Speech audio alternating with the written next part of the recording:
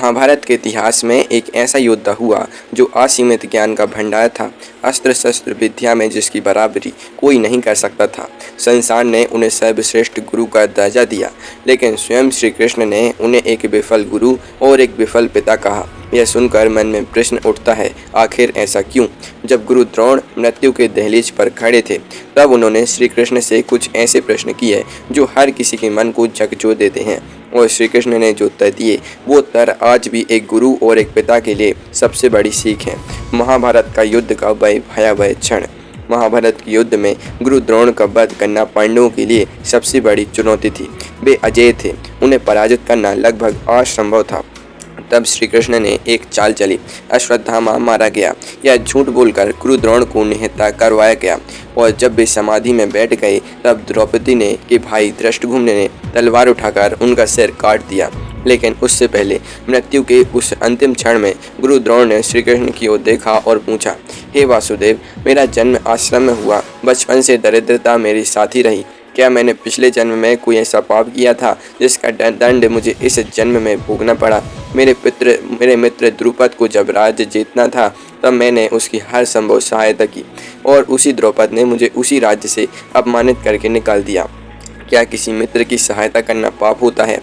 इसमें मेरा क्या दोष था वासुदेव? जब पुत्र प्राप्ति का समय आया, तब कठोर तपस्या के बाद अश्वत्थामा का जन्म हुआ, लेकिन निर्धनता ने मेरे हाथ बांध दिए थे। मेरे पुत्र को दूध तक नसीब नहीं था। मैं उसे आटे का घोल पिलाता रहा, जबकि वह दूध के लिए रोता रहा। हे वासुदेव, एक पिता होते हुए भी मैं अपने पुत्र को दूध नहीं दे सका। इसमें मेरा क्या दोष था? मैंने अपने परम गुरु परशुराम जी से जो विद्या सीखी, वह मैंने कौरवों और पांडवों दोनों में समान भाव से दी। लेकिन मुझ पर यह लालछन लगाया जाता है कि मैंने एकलव्य से उसका अंगूठा मांग लिया। हे वासुदेव, मैंने अर्जुन को सर्वश्रेष्ठ धनुर्धर बनाने का वचन दिया था। उस वचन की रक्षा के लिए मुझे यह करना पड़ा। इसमें मेरा क्या दोष था? जब द्रौपदी का चीरहरण हो रहा था, तब मैं वहां उपस्थित था, लेकिन हस्तिनापुर के प्रति मेरी निष्ठा और मेरे धर्म ने मुझे रोक दिया। मैं उसे बचाने के लिए आगे नहीं बढ़ सका। हे वासुदेव, क्या एक राज्य के प्रति कर्तव्यनिष्ठ रहना पाप है? इसमें मेरा क्या दोष था? और तब श्री कृष्ण ने उत्तर देना आरंभ किया। हे भारद्वाज पुत्र, निर्धनता तो हर शिशु लेकर जन्म लेता है। एक नवजात के पास क्या होता है? कुछ नहीं।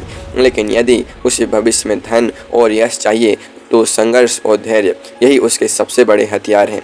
आपके साथ द्रुपद ने जो किया, वैसा ही सुग्रीव ने बाली के साथ किया, वैसा ही विभीषण ने रावण के साथ किया। परिस्थितियाँ और कारण अलग थे, लेकिन विश्वासघात का परिणाम एक ही था। धैर्य रखने वाला मनुष्य हर परिस्थिति पर विजय पा सकता है। लेकिन हे गुरुवर, आपने अपने शिष्यों को जो पहला कार्य सौंपा, वह गुरु दक्षिणा के नाम पर राजा द्रुपद को हराना था। यह गुरु दक्षिणा नहीं थी, यह बदला था। और उसी बदले की भावना ने धृष्टद्युम्न को जन्म दिया, जो आपकी मृत्यु के लिए ही इस संसार में आया था। आपने स्वयं अपनी मृत्यु का बीज उसी दिन बो दिया था। और फिर श्री कृष्ण ने वह बात कही जो गुरु द्रोण के हृदय को छेद गई। हे गुरु श्रेष्ठ, एक गुरु का सबसे बड़ा कर्तव्य क्या होता है? यह नहीं कि वह अपने शिष्य को सर्वश्रेष्ठ योद्धा बनाए। उसका कर्तव्य यह होता है कि वह अपने शिष्य को धर्म और अधर्म का अंतर समझाए, सही और गलत की पहचान करवाए।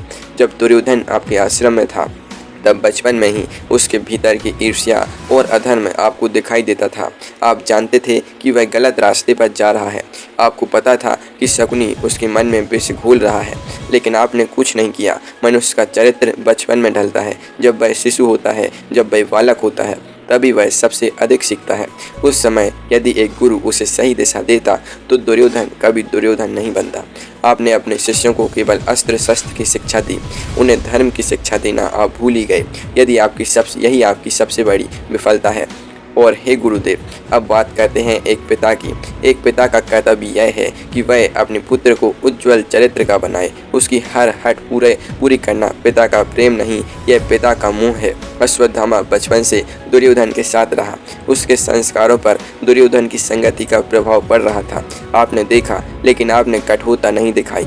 आपने अश्वत्थामा की जिद के सामने घुटने टेके और उसे उसके सामर्थ्य से कहीं अधिक शक्तियाँ दे दी। यह शक्तियाँ नहीं थीं, यह उसके पतन का बीज था। यदि आपने बचपन में ही उसे सही राह दिखाई होती, यदि एक पिता के रूप में आप कठोर होते, तो शायद द्रौपदी का चीरहरण भी होता ही नहीं। श्री कृष्ण रुके और धीरे से बोले, हे गुरुदेव, यदि आपने एक सच्चे गुरु और एक सच्चे पिता का कर्तव्य निभाया होता तो विश्वास कीजिए यह महाभारत का युद्ध कभी होता ही नहीं। बस यही वह क्षण था। गुरु द्रोण ने श्री कृष्ण के शब्द सुने और उनका मन टूट गया। उनकी आंखों से अश्रुधारा बह निकली। उन्होंने अपने अस्त्र शस्त्र भूमि पर रख दिए, समाधि में बैठ गए, संसार का मोह मन से छोड़ दिया और उसी क्षण धृष्टद्युम्न ने तलवार उठाई और गुरु द्रोण का अध्याय समाप्त हो गया। इस प्रसंग से जो सीख मिलती है वह यह है, एक सच्चा गुरु और एक सच्चा पिता ही समाज का निर्माण करता है। यदि गुरु केवल विद्या दे, धर्म न दे, तो वह विद्या विनाश का कारण बनती है। और यदि पिता प्रेम में अंधा हो जाए तो उसका प्रेम ही पुत्र के पतन का मार्ग बन जाता है।